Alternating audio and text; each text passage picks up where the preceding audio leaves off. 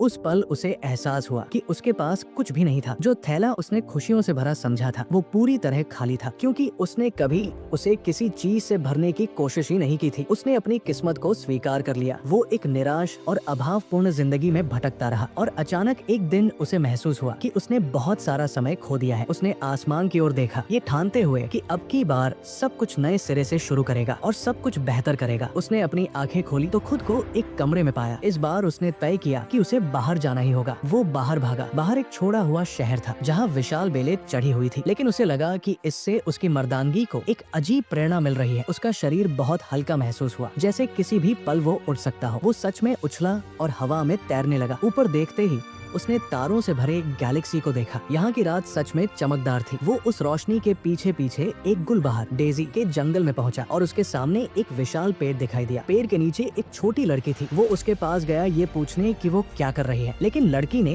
एक अजीब आवाज निकाली जिससे उसका सिर झंझना गया। उसने अपना सिर पकड़ लिया और तभी उसने महसूस किया कि लड़की ने उसके सीने में छुरा घोंप दिया है। लड़की ने अपने हाथ में पकड़ी रेशमी रिबन को ऐसे घुमाया जैसे वो नृत्य कर रही हो और लड़का खून के तालाब में गिर पड़ा। जब उसने दोबारा आंखें खोली तो खुद को अपने कमरे में पाया जहां वो एक मंगा पड़ रहा था। उसने अपने सीने को छुआ और राहत की सांस ली, क्योंकि ये सब सिर्फ एक सपना था। लेकिन उसे याद आया कि उसने उस लड़की को पहले भी कहीं देखा है, शायद किसी पिछले जन्म की प्रेमिका या कोई अनंत शत्रु। डोरबेल की आवाज ने उसकी सोच को तोड़ दिया। कैन कॉटोर की माँ, जो उसकी बचपन की दोस्त थी, उससे अपनी गुमशुदा बेटी को ढूंढने का आग्रह करने आई थी। उसने हामी भरी और खोज शुरू की। ये पहली बार नहीं था जब उसे उसकी बेटी को ढूंढना पड़ा हो, क्योंकि वो छोटी लड़की अक्सर अकेली जंगल में खेलने चली जाती थी। जंगल में उसे एक काली बिल्ली दिखी। फिर कुछ अजीब नजर आया, लेकिन उसे याद आया कि उसने उसे पहले भी देखा है और उसने निष्कर्ष निकाला कि वो एक मैमथ है। वो जंगल में और अंदर गया कॉटोरी को ढूंढने। आखिरकार उसने छोटी लड़की को एक पेड़ के नीचे सोते हुए पाया। वो उसे जगाने गया। जब उसने देखा कि वो अब भी उन्नीदी है तो उसने कुछ सिक्के निकाले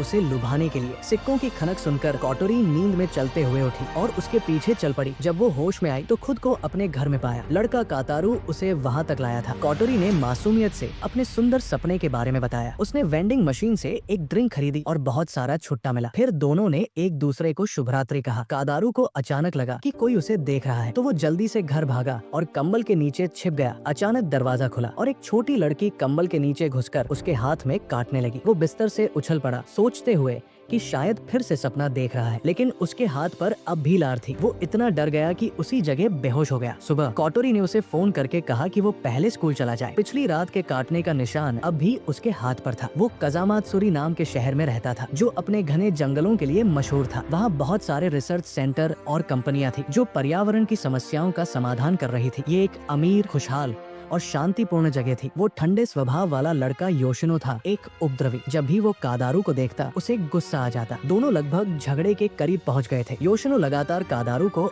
आज की लड़ाई के लिए पुकार रहा था। असल में दोनों ने स्कूल गेट पर मिलने की बात तय की थी, लेकिन कादारू अपनी कमजोर याददाश्त के कारण भूल गया था। जैसे ही दोनों एक दूसरे पर घूंसे मारने वाले थे, क्लास प्रेसिडेंट लूसिया बीच में आ गई। वो गुस्से से भरी हुई थी, लेकिन सौभाग्य से होम रूम टीचर ने आकर बीच बचाव किया और सबको अपनी सीट पर लौटना पड़ा। लूसिया अब भी कादारू को जलती हुई नजरों से देख रही थी। ब्रेक टाइम में आखिरकार कॉटोरी क्लास में आई। योशिनो फिर से कादारू के पास आया और लड़ाई की बात करने लगा। कादारू को ये इतना मजेदार लगा कि उसने उसके चेहरे पर थूका। कॉटोरी पास आई ये पूछने की क्या चल रहा है। कादारू तुरंत उसकी स्कर्ट के पीछे छिप गया, जैसे वो उसकी रक्षा करने वाली ढाल हो। कॉटोरी ने मुस्कुराते हुए कहा कि ये दोनों लड़के सबसे अच्छे दोस्तों जैसे लगते हैं। कॉटोरी के कोई दोस्त नहीं थे। योशिनो एक झगड़ालू था और कादारू का भी कोई करीबी दोस्त नहीं था, तो तीनों किसी तरह एक दूसरे के लिए बने लगते थे। रात में कादारू को अचानक अपने ऊपर कुछ भारी महसूस हुआ। पता चला कि पिछली रात वाली वही छोटी लड़की फिर से उसे चुपके से काटने आ गई थी। वो इतना डर गया कि सुबह तक बेहोश रहा। वो लड़की बिल्कुल वैसी ही दिखती थी जैसी उसने अपने सपने में देखी थी, पर उसे समझ नहीं आया कि उसे ये श्राप क्यों मिला है। आखिरकार उसने सोचा कि वो प्राकृतिक सौंदर्य का आनंद लेगा ताकि उसका मन शांत हो सके। अचानक उसका पैर एक डिब्बे से टकराया और वो मुंह के बल जमीन पर गिर पड़ा। पेड़ की डाल पर एक छोटी लड़की फंसी हुई थी। कादारू उसे नीचे उतारना चाहता था पर वो डर रही थी कि कहीं वो उसकी अंडरवियर न देख ले। आखिरकार वो सुरक्षित नीचे उतर आई। वो एक ट्रांसफर स्टूडेंट थी जो यहाँ आते वक्त अपने सामान के बॉक्स के साथ गिर गई थी। ये सब थोड़ा अजीब लगा, लेकिन इस दुनिया में कुछ भी हो सकता था। कादारू ने उसका बॉक्स उठाने की कोशिश की पर वो बहुत भारी था। फिर भी उसकी नई दोस्त ने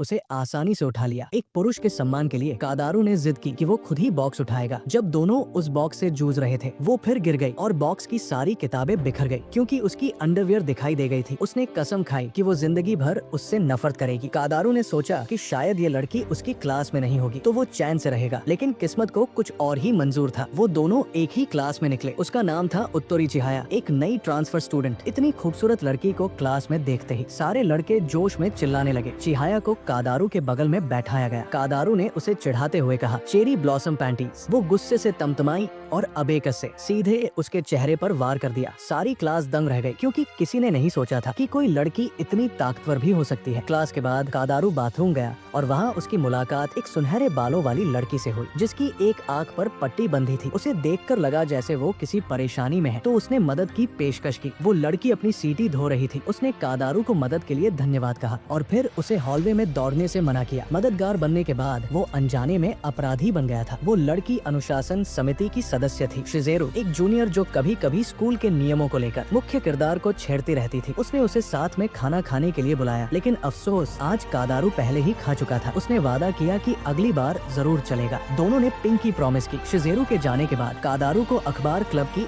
एक और सदस्य ने पकड़ लिया। उसे शक था कि कादारू ने रिश्वत देकर स्कूल में प्रवेश पाया है। कादारू ने अपनी ईमानदारी का बचाव किया, लेकिन वो लड़की शब्दों के जाल में उसे दबा गई। फिर मुस्कुराकर बोली कि कभी साथ में खाना खाएंगे। उसके जाने के बाद कादारू ने वो अखबार उठाया जो वो लड़की गिरा गई थी और उसे देखकर अंदाजा लगाया कि वो बहुत खतरनाक इंसान है। स्कूल खत्म होने के बाद कोटोरी अपने क्लब की एक्टिविटीज में चली गई और वहाँ सिर्फ कादारू और उरी रह गए। कादारू ने उससे बात शुरू करने की कोशिश की, लेकिन वो सुंदरी लड़की थी जो शिकायत करने लगी कि उसने उससे बात करने की हिम्मत कैसे की। कादारू ने माफी मांगते हुए कहा कि शहर घूमने चलो, पिछली बहस का प्रायश्चित हो जाएगा। वो शर्मा गई पर बोली कि उसे अब भी वो पसंद नहीं है। कादारू ने जब चेरी ब्लॉसम की बात छेड़ी तो वो भड़क गई और बहाना बना लिया कि उसे किसी जान पहचान वाले से मिलना है। हालांकि वो अभी अभी इस शहर में आई थी तो किसी को जानती भी नहीं थी। दरअसल वो अपनी बहन से मिलने गई थी जिसने उसे समझाया कि ज्यादा ध्यान आकर्षित मत करना और पूछा कि क्या उसने स्कूल में दोस्त बनाया है। वो बस बोली पता नहीं बना पाऊंगी या नहीं। उस रात कादारू को फिर किसी ने काट लिया। लगातार कई रातों से उसे कोई आत्मा सता रही थी। कोटोरी ने सुझाव दिया कि उसे किसी ऐसे व्यक्ति को ढूंढना चाहिए जो इस श्राप को तोड़ सके। एक प्रसिद्ध सीनियर जिसे स्कूल की अंडरग्राउंड दुनिया में अकादमी विच कहा जाता था। कहा जाता था कि वो अलौकिक जादू कर सकती है, दानवों को बुला सकती है और बुरी आत्माओं को निकाल सकती है। हालांकि वो सीनियर अक्सर क्लास बंक करती थी, फिर भी कभी निकाली नहीं गई और सामान्य रूप से पास होती रही, बिल्कुल किसी मंगा कैरेक्टर जैसी। कादारू को अचानक अखबार क्लब वाली लड़की का छोड़ा हुआ पेपर याद आया जिसमें छात्रों की जानकारी थी। उसने उसे निकाला और देखा, वाकई उसमें उस सीनियर की डिटेल थी। तीसरे वर्ष की छात्रा, मिस्ट्री क्लब की प्रेसिडेंट और साधारण छात्रों से कहीं अधिक अधिकार रखने वाली। उसे दिलचस्प लगने पर कादारू ने कोटोरी से कहा कि चलो इस रहस्यमयी चुड़ैल को ढूंढते हैं। कोटोरी को लगा कि शायद कादारू को पहली नजर में प्यार हो गया है, लेकिन असल में वो बस उस काटने वाली आत्मा से परेशान था। स्कूल के बाद कादारू ने योशिनो को साथ आने का निमंत्रण दिया, पर योशिनो ने उसे मुक्के की धमकी दी। तो अब ये खोज अभियान बस 2 लोगों का रह गया। उसने चुड़ैल को ढूंढने के लिए सबसे पूछताछ करने की योजना बनाई। बहुत से लोगों से पूछने के बावजूद वो सीनियर मानो अदृश्य थी। जब दोनों लगभग निराश हो चुके थे तभी उनकी क्लास का वही गॉसिपी लड़का आया और उन्हें मिस्ट्री क्लब की रिपोर्ट दी। कहा गया था कि ये एक ऐतिहासिक दस्तावेज है जो गुप्त रूप से कई पीढ़ियों से आगे बढ़ाया गया है। कादारू ने आभार में उसे गले लगा लिया, जिससे कोटोरी को गलतफहमी हुई कि दोनों एक दूसरे से प्यार करते हैं। रिपोर्ट के आधार पर उन्होंने एक अजीब जगह खोजी। अंदर का माहौल बेहद आलीशान था, बिल्कुल स्कूल जैसा नहीं। रैक पर रखी सारी किताबें रहस्यमयी चीजों से जुड़ी थी। अंधेरा हो चुका था तो दोनों ने एक नोट छोड़कर वहाँ से निकलने का फैसला किया। उस रात कादारू को फिर वही काटने वाली आत्मा मिली। उसने कमरे से भागने की कोशिश की, लेकिन न मुख्य दरवाजा खुला न कांच का। उसने बेसबॉल बैट से दरवाजा तोड़ने की कोशिश की, पर कोई असर नहीं हुआ। कंबल के नीचे से वही लड़की रेंग कर बाहर आई, जिसे देखकर कादारू डर के मारे कोटोरी का नाम चिल्लाने लगा। जैसे ही आत्मा ने कोटोरी का नाम सुना, वो अचानक गायब हो गई और कमरे की लाइट सामान्य हो गई। कादारू ने सोचा कि शायद उसकी छठी इंद्रिय बहुत तेज है, फिर डर के मारे बेहोश हो गया। अगले दिन वो फिर मिस्ट्री क्लब के कमरे में गया, लेकिन वहाँ कोई नहीं था। सिर्फ एक नोट पड़ा था जिसमें लिखा था कि वो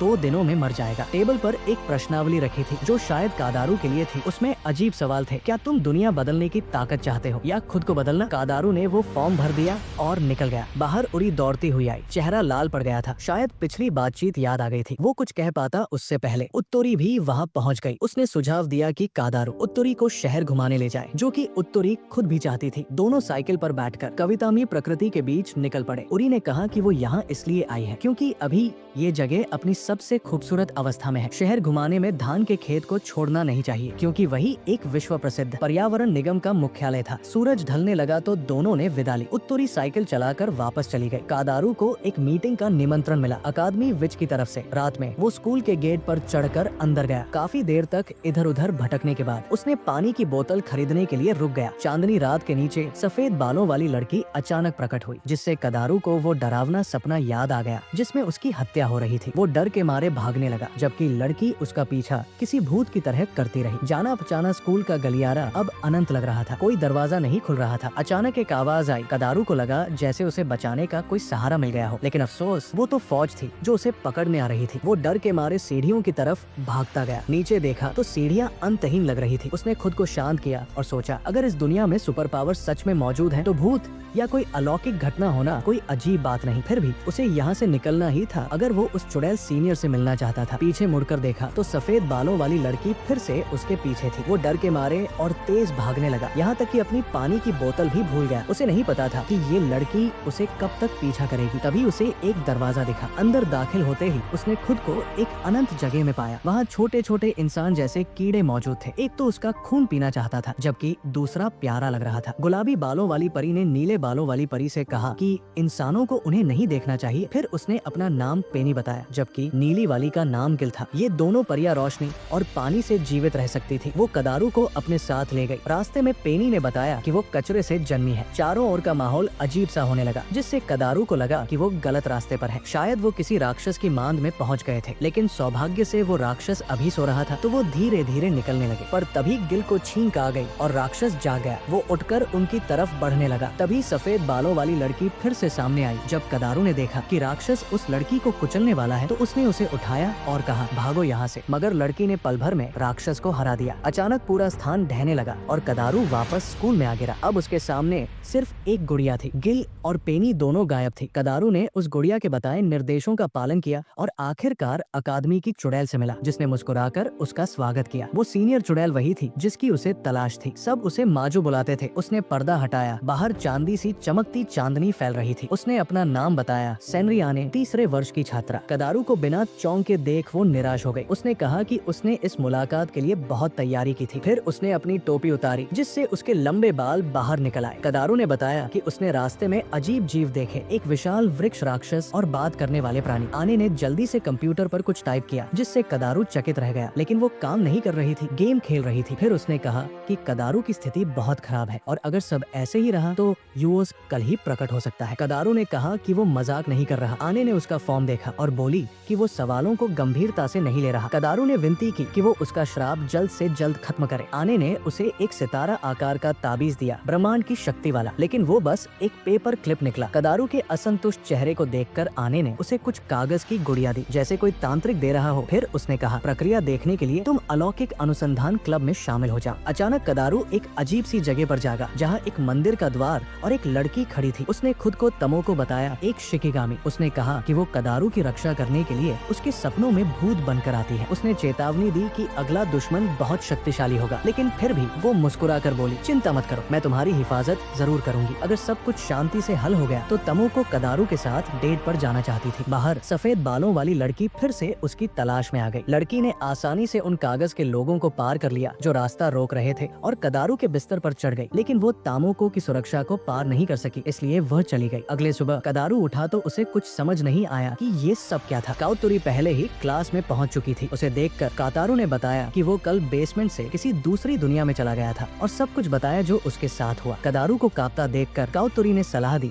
कि वो सबके सामने ये बातें न करे। कदारू ने सबको चेताया कि ये स्कूल बहुत खतरनाक है, लेकिन लगता था किसी ने उस पर विश्वास नहीं किया। लंच के पैसे बचाने के लिए ताकि मिशन पूरा कर सके, कातारू को स्कूल की भयानक फ्री कॉफी पीनी पड़ी। फिर भी उसने दरियादिली दिखाते हुए शरारती योशिनो को एक स्वादिष्ट डेजर्ट ऑफर किया। बेशक उसमें एक अजीब सा तरल मिला हुआ था। योशिनो ने चालाकी से नोटिस किया और उसे पास बैठी लड़की की तरफ धकेल दिया। योशिनो ने कदारू को चुनौती दी कि वो पहले खाए ताकि जहर की जांच हो सके। उसने आंखें और नाक बंद करके खाने की पूरी कोशिश की, लेकिन वो डेजर्ट तो बेहद स्वादिष्ट निकला। वो डर गया कि कहीं लड़की वो जहरीला खाना न खा ले, इसलिए उसने पूरी ताकत लगाई उसे रोकने की। अचानक जब उसके खाने में खलल पड़ी तो लड़की बहुत गुस्सा हो गई। उसने उसे बदतमीज कहा। फिर वो मजे से डेजर्ट खाने लगी, जिससे कदारू और भी उलझ गया। लेकिन जब उसने सवाल किया तो कदारू ने सब कुछ नकार दिया और कहा कि इसमें कुछ भी अजीब नहीं था। उसने लड़की का कप लेकर खुद ट्राई किया और उसे बहुत घटिया स्वाद लगा। लड़की को लगा कि वो विकृत आदमी है जो आधा खाया हुआ खाना खाने की हिम्मत रखता है। उसने उसे नीच कहा, फिर शाप दिया कि तू मर जा, और फिर उसने उसे मुक्का मारा जिससे वो सीधा छत से जा टकराया। कातारू ने मन ही मन सोचा कि वो उस पर इतनी सख्ती क्यों कर रही है। स्कूल के मैदान में कदारू को शिजू पेड़ के नीचे गहरी नींद में सोती मिली। वो धीरे से उसके पास जाकर बैठ गया। क्लास शुरू होने का वक्त करीब था, इसलिए कदारू सोच रहा था कि क्या उसे जगाए या नहीं। तभी उसका अलार्म बज उठा। जब मौसम अच्छा होता और शिजू का मूड अच्छा रहता तो वो इसी जगह लंच करने आती थी। उसे ये जगह इसलिए पसंद थी क्योंकि यहाँ शांति थी, जहाँ वो चिड़ियों की चहचहाहट और लोगों की बातें सुन सकती थी। फिर दोनों स्कूल की तरफ लौटे और कदारू भी सीनियर माजू से मिलने गया। सीनियर ने देखा कि पेपर डॉल्स ने अपने मालिक की रक्षा का काम सफलतापूर्वक पूरा कर लिया है, तो उसने बिना झिझक उन्हें कूड़ेदान में फेंक दिया। कदारू अपने प्यारे तोमाकों के लिए दुखी हुआ, जिससे वो अभी अभी सपने में मिला था। अब जब 2 पेपर लोग बचे थे तो कम से कम कदारू 2 दिन तक चैन से रह सकता था। अलौकिक अनुसंधान क्लब में काम करने के बावजूद सीनियर को आत्माओं से जुड़ी चीजें नापसंद थी। उसे वे लोग भी नापसंद थे जो वास्तविकता से भागते थे। वो क्लब की मदद सिर्फ इसलिए कर रही थी क्योंकि वह एक अपना रूम चाहती थी। इसका मतलब ये भी था कि वो कदारू की कही बातों, राक्षसों वगैरह पर भरोसा नहीं करती थी। ये देखकर कातारू ने फैसला किया कि वो खुद अलौकिक गतिविधियों की जांच करेगा। वो प्रेसिडेंट के अधीन सीधा शोधकर्ता बनेगा। और सीनियर को लगा कि अगर वो थोड़ी मस्ती करेगा तो भी ठीक है, क्योंकि उसके चेहरे पर जीत का आत्मविश्वास झलक रहा था। उसने माना कि कुछ घटनाएं ऐसी होती है जिन्हें इंसान समझ नहीं सकता, लेकिन देवताओं या शक्तियों से जुड़ी चीजें पूजा की तरफ ज्यादा झुकती है। कदारू ने जवाब दिया कि उसे यकीन है सुपर पावर सच में मौजूद है। वो सब कुछ आजमा कर साबित करेगा। बस आने से अनुरोध किया कि वो आत्माओं के खिलाफ रणनीतियों की जांच जारी रखे। आने ने कहा कि अगर वो सुपर पावर साबित कर दे तो उसे एक इच्छा पूरी करने की इजाजत होगी। कदारू ने अपनी विकृत फितरत दिखाते हुए कहा कि वो आने के सीने को छूना चाहता है। उसने तुरंत अलार्म दबा दिया क्योंकि वो किसी विकृत से मिली थी। कदारू को फौरन जाकर बेल तोड़नी पड़ी। आखिर में आने ने कहा कि अगर वो सच में सुपर पावर साबित कर दे तो उसे कुछ भी करने की इजाजत होगी। रात को तामोको की सुरक्षा के कारण सफेद बालों वाली लड़की फिर से बिस्तर पर चढ़कर कदारू को काट नहीं पाई। अगले दिन सुबह कदारू काउतोरी को प्रेसिडेंट के पास मदद के लिए ले गया। उसने उसका परिचय बचपन की दोस्त के रूप में कराया और कहा कि वो भूत की समस्या सुलझाने में मदद करे और सुपरनैचुरल क्लब में शामिल हो जाए। जब काउतोरी ने सुना कि कदारू ने सीनियर के सीने को छुआ था तो उसने भौहें चढ़ाई और उसे तिरछी निगाहों से देखा। कदारू ने अपनी सफाई देने की कोशिश की, लेकिन अब काउतोरी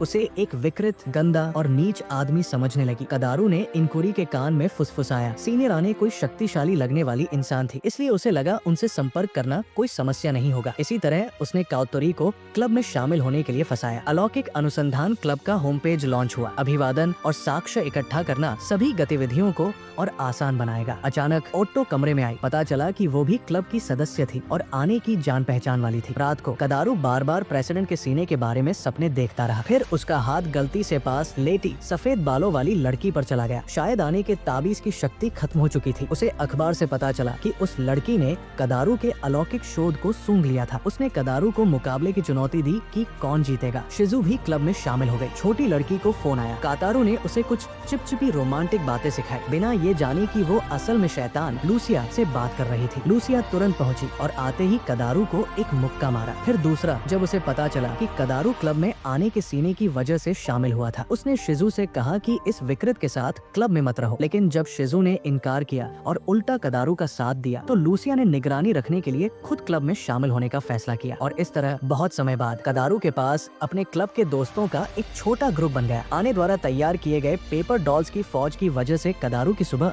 अच्छी भी थी। जल्द ही शहर का सबसे बड़ा फसल उत्सव आने वाला था, जहां सब लोग 1 हफ्ते तक पेड़ लगाएंगे, इसलिए स्कूल ने छुट्टियां दे दी। कदारू ने योशिनो के कंधे पर हाथ रखकर उसे साथ चलने का न्योता दिया, जिसे उसने तुरंत ठुकरा दिया। आज क्लब रूम में एक बहुत ही शालीन नौजवान बेंटो लेकर आया। वो आने का भाई साकुया निकला। दरअसल कई कारणों से अब वो आने की कुछ जिम्मेदारियां संभालेगा, जैसे एक बटलर या फिर जैसा वो कहता था, एक हैंडसम नाइट। इस परिवार की कहानी कदारू को बहुत जटिल लगी। उसने कुछ पूछने के लिए मुंह खोला ही था कि साकुया ने उसके चेहरे पर चिल्लाते हुए कहा कि वो बेहुदा और बदतमीज है। क्लास शुरू हो गई, इसलिए ओरी और कदारू वापस क्लास में चले गए। उधर आने आलस्य में अपनी चादर में लिपटकर थोड़ा और सोना चाहती थी। वो अपने जूनियर्स के सामने एक आदर्श सीनियर की तरह पेश नहीं आई, बल्कि लापरवाही से बोली कि उसकी डार्क मैजिक हाजिरी को गैर हाजिरी में बदल सकती है और जादू कुछ नहीं बच सकती है। जाने से पहले कदारू ने रात की सीनियर सेयाका से परिचय कराया, लेकिन उसे एक कृत्रिम मुस्कान और ये सुनने को मिला कि वो उससे नफरत करती है। क्लास में बैठकर बटलर की कहानी याद करते हुए कदारू ने सोचा कि क्या काउतुरी किसी अमीर घर की लड़की है, लेकिन वो बिल्कुल वैसी नहीं लगती थी। जब उसने देखा कि क्लास प्रेसिडेंट ब्लैक बोर्ड पर दस्ताने पहने हुए हैं, तो वो बहुत उत्सुक हुआ। क्या वो दस्ताने किसी शापित शक्ति को छिपाने के लिए पहन रही है? पीछे बैठे दोनों लड़कों की पावर फैंटेसी सुनकर टीचर और क्लास प्रेसिडेंट दोनों हैरान रह गए। आज क्लब की पहली गतिविधि का दिन था, लेकिन सिर्फ कदारू ही उत्साहित था। बाकी सब तो स्वादिष्ट केक और प्रेसिडेंट की चाय में व्यस्त थे। क्लास प्रेसिडेंट इस बात से नाखुश थी कि बटलर जैसा बाहरी व्यक्ति अकादमी में यूं ही दाखिल हो गया। मैजिक के प्रभाव में जो असल में प्रेसिडेंट की शक्ति थी, स्कूल अब उसे नियंत्रित नहीं कर पा रहा था। सेयाका पहले से तैयार की हुई आइसक्रीम लाई और सख्त क्लास प्रेसिडेंट को रिश्वत देकर मना लिया। सब लोग चाय और केक का मजा ले रहे थे, जबकि सिर्फ कदारू अकेला कोने में बैठा था, जिससे वो बहुत असहज महसूस कर रहा था। ग्रुप का पहला रिसर्च मिशन सुचो नाम की चीज पर था। होम पेज पर दी गई जानकारी के अनुसार बहुत से लोगों ने उसे स्कूल में बार बार देखा था। वो एक सांप जैसी चीज थी और भले ही प्रेसिडेंट को यकीन नहीं था कि ऐसी चीज वाकई मौजूद है, फिर भी अगर होती तो उसे अजीब नहीं लगता। कदारू सपने में फिर प्रेसिडेंट के सीने को छूने का सोच रहा था। उसकी गंदी निगाहें ओत्तोरी ने तुरंत पकड़ ली। अंत में अलौकिक अनुसंधान क्लब ने इस सुचोफ मिशन को स्वीकार किया। सब लोग स्कूल गार्डन में खोज के लिए बंट गए। कदारू एक झाड़ी में घुसा, जहाँ उसे कुछ मुलायम और लोचदार महसूस हुआ। उसे लगा उसने लक्ष्य पकड़ लिया है, लेकिन वो तो क्लास प्रेसिडेंट लूसिया थी। उसने तुरंत कहा कि वो मासूम है और सब समझा सकता है, लेकिन लूसिया ने उस पर भरोसा नहीं किया। फिर क्या था, कदारू को एक जोरदार मुक्का पड़ा, जिससे वो आसमान में उड़ गया और मुंह के बल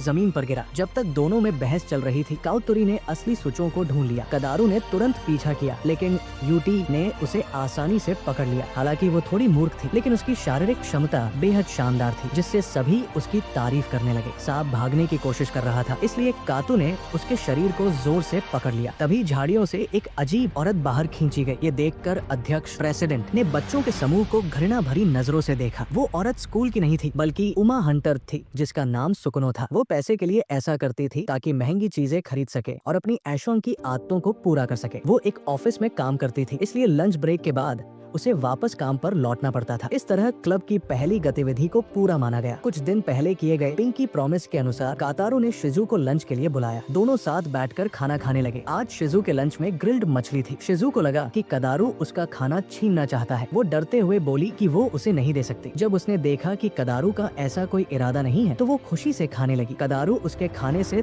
थोड़ा जलने लगा। शिजू की आँख के ढके हुए हिस्से में खुजली हो रही थी, तो कदारू ने उसे सलाह दी कि वो अपनी आँख को इस तरह न रगड़े। वो उसकी आंख पर पट्टी का रहस्य जानना चाहता था और उसे दिलासा दिया कि उसे अपनी हालत के बारे में शर्मिंदा नहीं होना चाहिए। असल में शिजू बीमार नहीं थी। उसने अपनी आंख इसलिए ढकी थी क्योंकि उसकी एक आंख का रंग अलग था। कदारू को वो आंख बहुत सुंदर लगी, जिससे शिजू शर्मा गई और उसने फिर से अपनी आंख पर पट्टी लगा ली। खाने के बाद कातारू ने एक खाली बोतल उठाई और उसे कूड़ेदान में फेंक दिया। बस इतना करने पर क्लास की अध्यक्ष बाहर दौड़ती हुई आई और उसकी गलती पकड़ ली, क्योंकि उसने कचरे को गलत तरीके से फेंका था। उसने उससे बोतल को अंदर से अच्छी तरह धोने को कहा और फिर उसे दबाकर जगह बचाने के लिए फेंकने को कहा। अध्यक्ष के अनुसार पृथ्वी के संसाधन सीमित है। मनुष्य के दृष्टिकोण से वे असीमित लग सकते हैं, लेकिन एक दिन वे समाप्त हो जाएंगे। हर व्यक्ति की लापरवाही धीरे धीरे पर्यावरण के विनाश की ओर ले जाती है। कदारू ने कहा कि ये लड़की तो सफाई की दीवानी है और जरूरत से ज्यादा गंभीर है। ये समझकर कि वो बहुत बोल गई है, अध्यक्ष तुरंत चुप हो गई। खैर, पर्यावरण के मुद्दे सच में ध्यान देने लायक थे। कदारू की बातें सुनकर अध्यक्ष नाराज हो गई और गुस्से में उस पर मुक्कों की बौछार कर दी, जिससे वो सीधे मेडिकल रूम में बेहोश होकर शाम तक सोता रहा। बाहर निकलने पर उसने देखा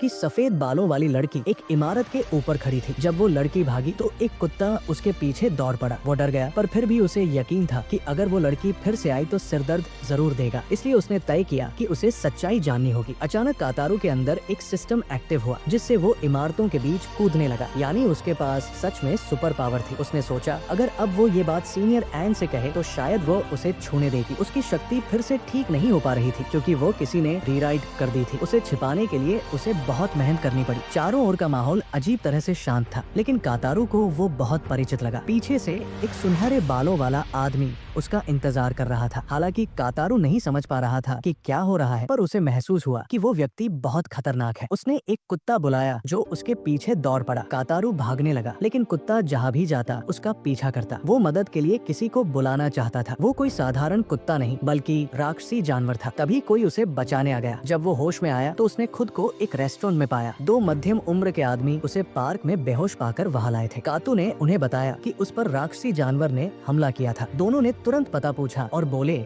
कि वे ऐसे जानवरों का शिकार करने में माहिर हैं। फिर उन्होंने पूछा कि वो किस संगठन से है। कदारू ने ईमानदारी से कहा कि वो हाई स्कूल के सुपरनेचुरल फेनोमेना रिसर्च क्लब से है। वो सोच रहा था कि वे सच में राक्षसी जानवरों की बात कर रहे हैं, पर असल में वे सिर्फ एक ऑनलाइन गेम की कल्पना कर रहे थे। फिर भी शहर में रहस्यमय जीवों की कमी नहीं थी और जानकारी के लिए उन्होंने कदारू को अगली बार अपने स्थान पर आने का निमंत्रण दिया। वो वृद्ध व्यक्ति जिसका नाम इसाका था, शहर में एक प्राचीन वस्तुओं की दुकान चलाता था और उसका ज्ञान बाकी सभी स्रोतों से ज्यादा सटीक था। कुछ देर बाद शिजू वहाँ दिखाई दी। वो दुकान की नियमित ग्राहक थी। कातू ने उसे अपनी चोट दिखाई, लेकिन उसने कहा कि वहाँ कोई घाव नहीं है। कातू को शक हुआ कि शायद वो सपना देख रहा है, लेकिन उसे पूरा यकीन था कि उसकी शक्ति किसी ने रीराइट कर दी है। थोड़ी ही देर में दुकान में और ग्राहक आने लगे। कदारू शिजू को घर छोड़ने गया। वो लड़की एक जर्जर अपार्टमेंट में रहती थी। बाद में कदारू की मुलाकात सयाका से हुई जो चिहाया के लिए खाना खरीद रहा था। कदारू को महसूस हुआ कि इन दोनों के बीच भविष्य में किसी न किसी तरह की दुश्मनी जरूर होगी। शिजू हमेशा की तरह पेड़ के नीचे बैठकर लंच कर रही थी और अपने पुराने खुशहाल परिवार का सपना देख रही थी। अचानक उसकी आंखों से आंसू गिर पड़े। कदारू वहाँ आया, उसे पुकारा और मुस्कुराते हुए कहा, चलो साथ में लंच करते हैं। तो दोस्तों आज के लिए बस इतना है। अगर नेक्स्ट पार्ट चाहिए तो छोड़ो 50 कमेंट्स का टारगेट। देखते हैं कौन कौन कंप्लीट करता है। मिलते हैं अगले पार्ट में।